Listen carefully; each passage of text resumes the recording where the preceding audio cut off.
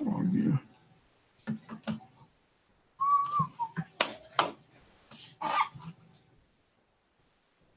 All right, here's part 2. So hopefully Dennis and Joe can join back up. But yeah, I had everything locked up on the now quickly becoming ancient computer of mine. What's going on? 9 years old at this point. So I think I'm going to probably have to upgrade at some point. But camera's working again, so hopefully we are back. Let's see if Joe join. Let me.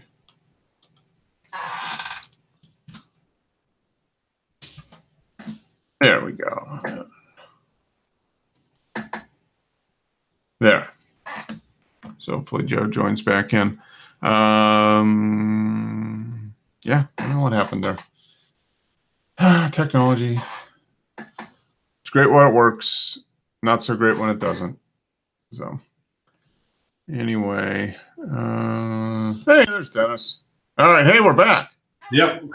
I don't know what I did. Yeah. It said, well, when I logged off, it said the session had timed out. So. Huh. Okay. I don't know. I just restarted it and everything popped back up. So, although I have had, it's kind of scary because I have had a couple in the last week. I've had a couple blue screens pop up on me. Oh dear. Oh boy. Oh. Yeah. That's not good. But yeah, this computer is almost 9 years old too. So that's old. That's ancient for a computer. Yeah. Yeah. It's well, you remember myself, Mark, I was having a lot of problems until I got the new one, and now I still kind of have problems, but yeah, it's, they I can quickly resolve them now, I guess is the difference. I don't know. Yeah. So I've been taking time here to go through and make sure I got everything backed up that I need to have backed up and set aside, because I kind of get that. I think it's sending me messages that something bad is going to happen sooner rather than later. Yeah. It's like when you get in your car and you get that first slow start. That's your signal to change the battery, my friend. Yeah. Don't wait 1 more minute. Drive straight to the auto store. Get yourself a new battery. Yeah. That's your hint. You get that first, because you might not get a second one, and then the second one's always way more inconvenient. So. Yeah, exactly. So anyway, let's jump into the images, because I think did you do another shoot this week, Joe?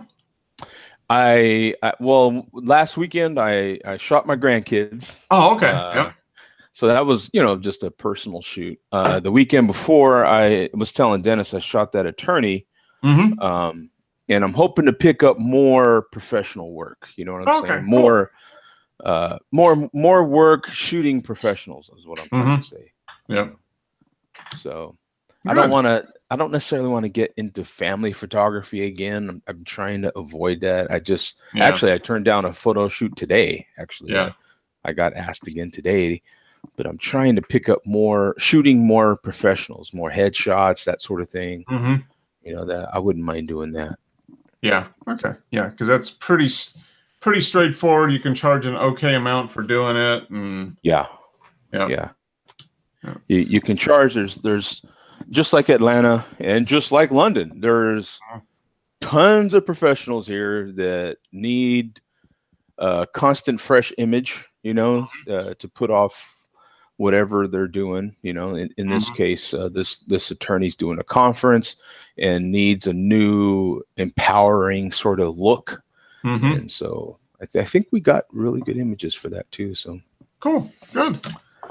Well, I think this first image in here from Cher will probably, I think this is what you should go for with some more professional shoots. Yeah. Put a little fire into your photography. Just a little. Yeah, just a little. This is kind of cool. It's, he says RR tunnel burn. So I'm assuming that's an old railroad tunnel. And it looks like there's graffiti and stuff on the wall. Yeah. So cool. Railroad tunnel. That's one hot chick. Yeah, she is literally hot. Yeah. That's cool to have the opportunity to do something like that. Yeah. Yep. No, that's And you can see the fuel coming out of her mouth. Mhm. You know, all the spray, and he got some really good detail with that shot. He did a damn good job, because you're basically shooting in so much low light that it's hard to even focus. Mhm. You know what I'm saying? I would assume the light is so dim, you're kind of just Yeah. you kind of probably found some sort of light that you can focus, and you're holding your focus, Mhm. and then all of a sudden when she lights it up, then you're just boom, Yeah. boom, boom, boom. You know, that's tough. That's a tough. Yeah, it is. Let's see if we get the. Okay, there we go. F5.6, ISO 10,000. Yeah, I mean, you understand what I'm saying? That tells you the story right there, man. Yeah, That's 200 millimeter F5.6. Yep. I mean, it doesn't get tougher than that. You're at F5.6, you're 10,000 ISO, Yeah. and 200 millimeters, for Christ's sake. So Yeah. that's tough, man. Yeah. That's, You know. And at I 1/250th, think you can capture this on some Kodachrome. What do you think, Dennis? Oh yeah, that's going to come out really good. exactly. Yeah. Yeah, that's what he says right there in that comment too. About a mile long, so no lighting from the outside. Uh-huh. The performers bought some minimal light. Yeah, it's exactly what because I've tried to do this sort of thing, so I kind of have an idea. You know, it's tough. Yeah. Huh. That's kind of cool. Yeah, he did great. He's got her. Huh. How about giving her an open mouth kiss after that? Oof. Butane. I guess is it butane, or would it be? I don't know what it would be. I have no idea, honestly. Yeah, oh, so he's just posting it. He took these July 8th. Yeah. So a couple months ago. Yeah. Yeah. And she created 100. Huh. That's cool. It's a neat. That is. Yeah, wasn't she in a film with Korean War? Was her name Hot Lips? Yeah. That's neat. That's a good job, man. It is. Yeah. It's a damn good job. Yeah. Oh, this one's cool. Look at that. Oh, the smoke. Yeah. Smoke. Yeah. You got to remember not to breathe in. You got only out. Yeah. Somewhere in Terryville in an old railroad tunnel. Yeah, that's neat. It's tough to do. That's really. He did a good job. Yeah, it's very cool. That looks like a really old image of a 4x5 camera, doesn't it? Yeah, it does. It's got that. That's very cool. It's a neat shot. There's Jose, the Korean Bell of Friendship, San Pedro. So he needs his tilt shift lens. Oh, Dennis. Yeah. Yeah, definitely needs a tilt shift on this one. Look at that thing. Cool. Yeah. It looks like he was balancing, trying to get the roof straight or the foreground. Yep. You know, so it's just go for the roof. Yeah, some perspective corrections, but they can't do all of it. Yeah. Yeah. In order to get all of it, he probably would have cropped too much. Like, I think that's maybe where he was at. This is 16. 16. This is the Sony 6000. So that little, was it an APS-C size sensor? Yeah, I mean, 16 mil is quite a bit of distortion on that anyway. Yeah. Yeah, it's the widest angle he could get with that. Huh. That's neat. Yeah. That's a good shot, though. Yeah. Good thing about the large format, Mark, is you can use extreme wide angles and there won't be any distortion. Mm-hmm. Oh, and you got that bird right at the top there, just chilling. Yeah. A seagull up on the top. Shame about the hotspot. Yeah. That's kind of cool. Neat one. Timeless Maine. Okay, so yeah, this is when he was up in Maine at the end of July. A nice black and white treatment on this. Yeah, very nice feel. Really good feel. Harbor Maine. Misty. Yeah, I like it. Sometimes you have to do these sort of things to make the image interesting. You know what I'm saying? Otherwise, the old timey kind of scratches on the negative, all that. Yeah, he's added the old time look. Yep. It's a great image. Yeah, I mean this guy makes a lot of wall art, man, for sure. Yeah, he does. Yeah, he does. Yeah. Thing is, Mark, if you'd done the negative like that, you'd spend ages trying to get them scratches out. Yeah. Right. I'd be like, damn, look at that. It's all perspective, isn't it? We spend all this money, Dennis, and we go through all this stuff to make sure you've got all this detail in there. And then when it comes to editing, you're like, I got to put the perfect noise in there. Now I got to put these scratches on there. Now. Yep. You should have done something about the flare. It gives it away. Yeah. Yeah. That's the artist. That's the creative element. Yeah. Elysian moment. Heavy cloud cover. Acadia National Park. Man, that is therapy right there, isn't it? Yeah. It's like that's very cool. He's getting through the second set of images, or working through more images from Maine. I tell you, Mark, I'm getting a little aggravated with Stim at this point because this camera tossing is just BS already, man. It just, all this camera tossing stuff's got to stop. Simi hasn't bought the LS 911 then, Mark? No. What was it, 106,000? Yeah, 106,000 for a 4x5, yeah. 4x5 digital. Wow. Yeah. It only shoots black and white. Yes, it's true. It's 105,000 or something like that. Look at that. Oh, that's cool. Bridge. Connected. Bridge over Popolopan Creek. I like that distortion too. It works with the curve under the bridge, and then you've got that works in this image, yeah. And then you've got the curve in the water. Yep. Yeah, I like that. Yep. No, it's another okay image.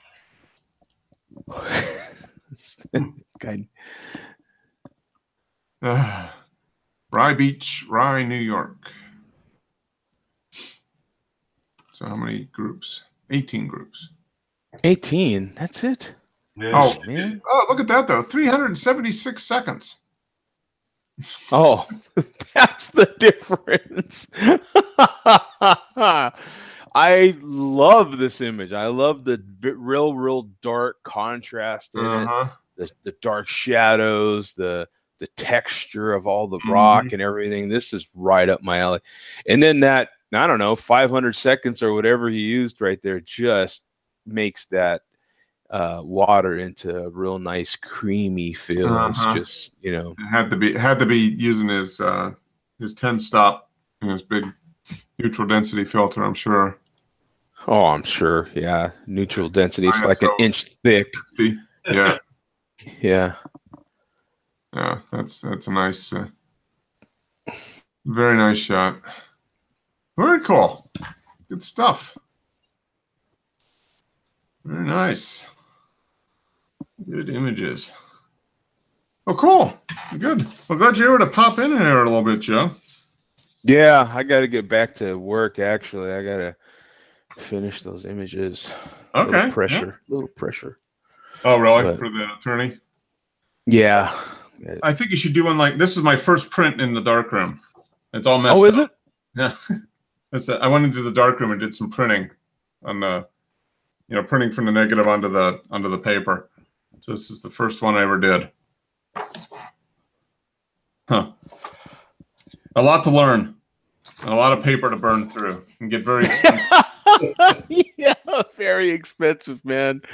Oh my goodness, man. I think I used 9 sheets on this time. So it was like $10 to do, basically $1 a sheet for an 8x10. But yeah, it was a lot of fun. So that's the problem too, is that we just enjoy this stuff so much is the problem, and it's this huge itch we have to scratch, and you try to put cream on the itch and everything so you don't have to scratch it, and sooner or later you just got to buckle down and give it a good scratch. Yeah, it's fun. It can be an expensive hobby sometimes, but it's fun. It's a good break from everyday life. That's what's enjoyable about it. So, well, I think I'm gonna wrap this one up. I've got some gravy, as you say, Joe. I'm cooking some gravy right now. Yeah. It's some good sauce. Italian gravy. Yeah, Italian gravy. Doing some red sauce and. Going to do it over spaghetti squash. Have you ever done that? No. Cook a spaghetti squash and use it as it comes out, looking like noodles pretty much. Yeah. It's slightly. Joe doesn't look. What about you, Dennis? I'm not a spaghetti squash guy, man. It I think Dennis eats it he has spaghetti squash every day. I don't mind spaghetti, but I wouldn't have it every day. No. So I've got the important stuff. The red sauce has been cooked. I mean, that's where all the flavor is. Yeah, all the flavors in the sauce. So are you literally having the squash as spaghetti? So Yep. Are you gonna cook it? I just cook it in the microwave, and then when it's done, you can separate it. The strands of the squash come out looking like noodles, like spaghetti. Yeah, they do. Scoop it out, and then that's the noodles. So that's kind of. When do your clocks change, Mark? Another month, I think. Is it last weekend of October? I think it is. Right. Yeah, I think it's the last weekend of October. I don't know. What is that, Dennis? What do you mean? Yeah. Joe's clock never changes. Yeah, Joe's on well time permanently. It's gonna end up being. Yeah, we don't. It'll go back to being 2 hours difference between East Coast and you instead of 3 now. Yeah. So.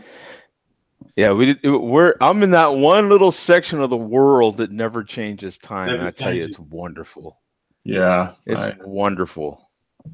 So yeah, you're living down on the equator virtually. Yeah. 105 degrees is a bit hot. Yeah. It's a little hot, but we don't change our clocks. No. Yeah. If that's a plus, yeah.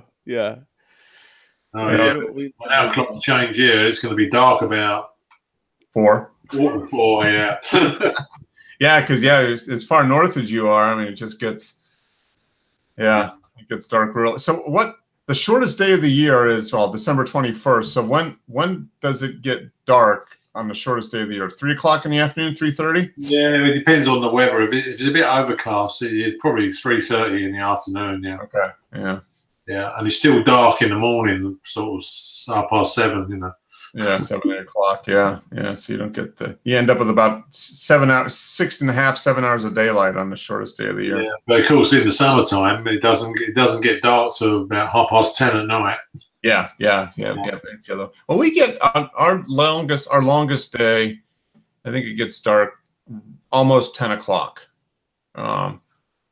But you would be even more so because you're a lot farther north. So you get advantages on one end and disadvantages at the other. Yeah, the advantages are we're obviously nearer to Father Christmas, so we get better presents. That's true. That's true. Get the good stuff first. We get the leftovers. Yeah. Yes, yeah. What's left? Yeah, he's got to pass us to come to you. Yeah. Yeah. Yeah. All right, guys. I'll have a good week. Glad you could pop in, Joe. Get back to work. Edit some images. Get those things out. Yeah. Are you on Gotta get next week, cracking. Mark? Yes, it will be next week. 2 weeks from now, no. But so yeah, next week we'll have a show. But the 7th, I think it's Sunday the 7th will not be. So Right. no show on the 7th. And back on the 14th. So all right, yeah, Joe and I are going to be geeking out in Audio Land in 2 weeks. Yeah.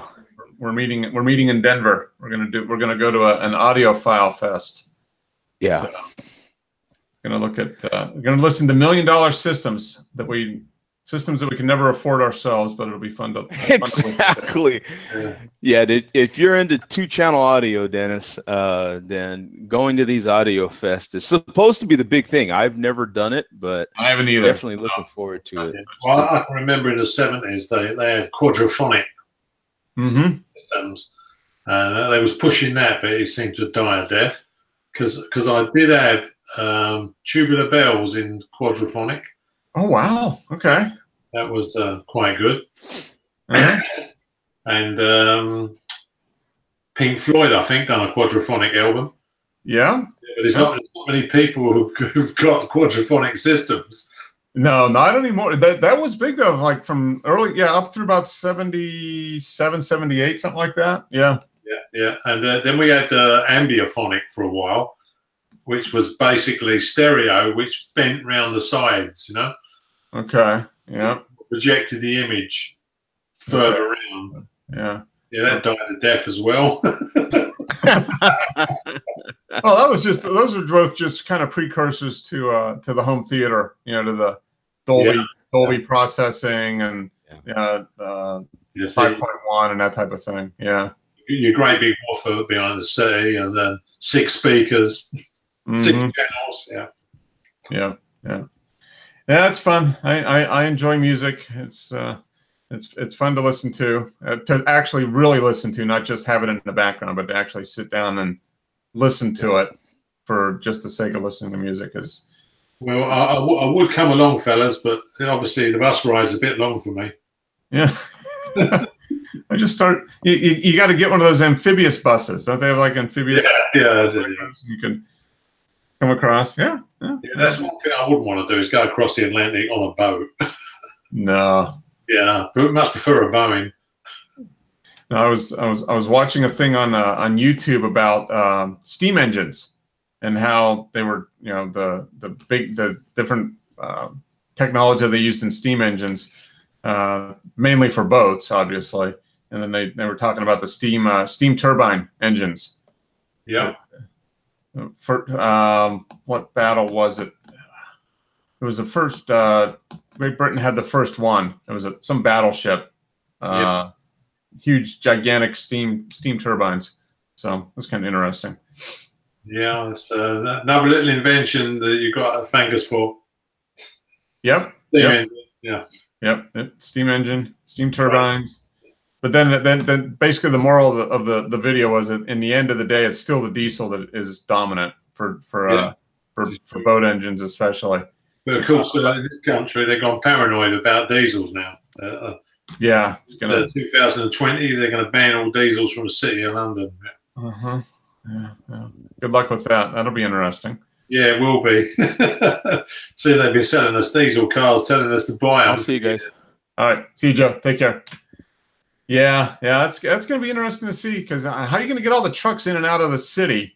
Yeah, I think even now there's restrictions on them. They have to go in at certain times of the day, early in the morning. Yeah. Early or late, between midnight and 4 in the morning or something like that. Yeah.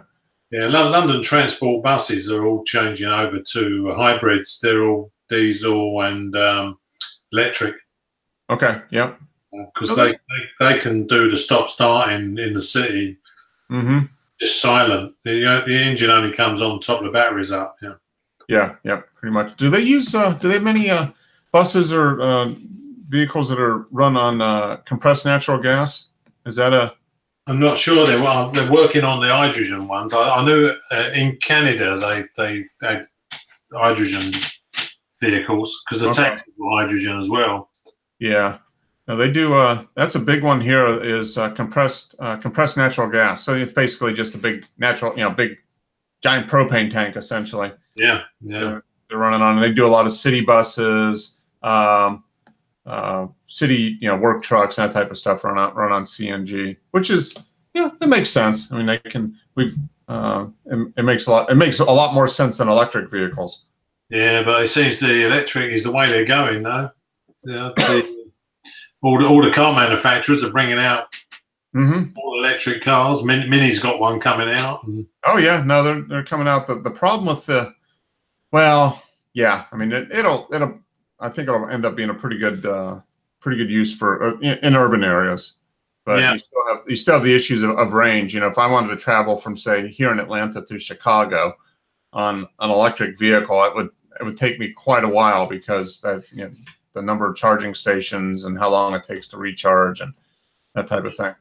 There's a taxi around here is all electric, and the driver said that they can 80% charge in an hour.